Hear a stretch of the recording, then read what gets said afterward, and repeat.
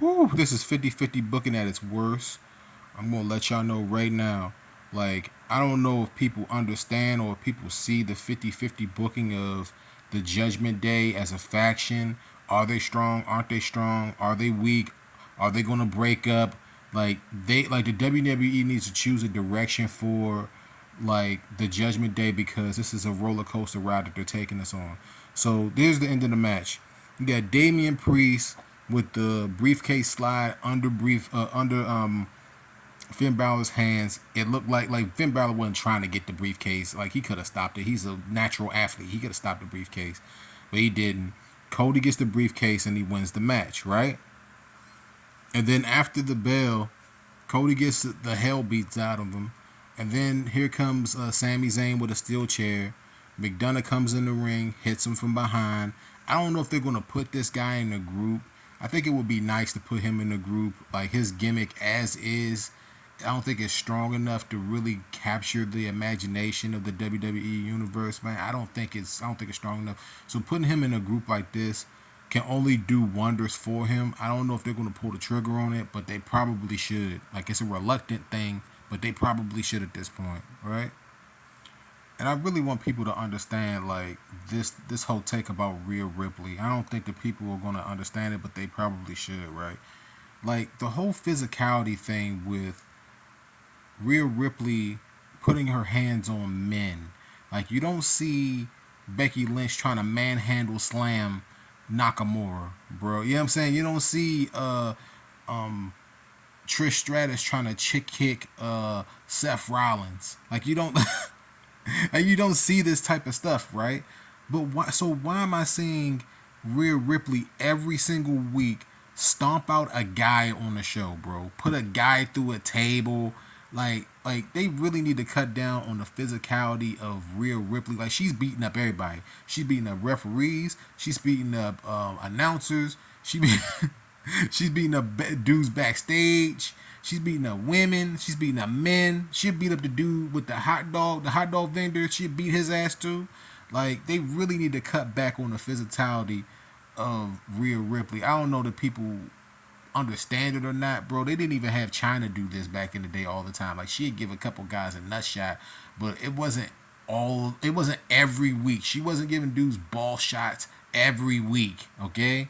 This girl's coming out there every week and stomping out a new guy. I'm pretty sure that Sami Zayn doesn't care. He's like, look, it's a part of her gimmick. It is what it is. Nah, man. This is like every week now. They need to cool it with her just beating up men. I know that people gonna disagree with that, but I don't care. I'm just tired of saying that. And then, of course, this is 5-on-1, by the way. No, this is 5-on-2, by the way. You know, Zayn gets put through a table, like, and this is just kind of overkill. Like, they lost the match. Like, Finn Balor lost the match, bro. He lost the match, but they're putting people through tables now, bro. Now here comes another coup de grace of Cody. Clearly, this is the next feud for Balor and Rhodes, because Nakamura and Rollins are going to be doing their thing for the championship. This is a way for the WWE to keep Rollins and Rhodes away from each other until WrestleMania season. They've been teasing it. They've been doing it. They've been teasing a whole bunch of stuff. All right, I'm gonna get to that in the next segment of this video. And then finally, you have the whole entire group, hands raised, championships raised, briefcase raised. Balor doesn't need a championship. They're solid, right? So, like, people had to understand, they're doing a lot of 50-50 booking with the Judgment Day on this 3-hour show. This is hard to watch. I want people to understand. I want the WWE brass to understand.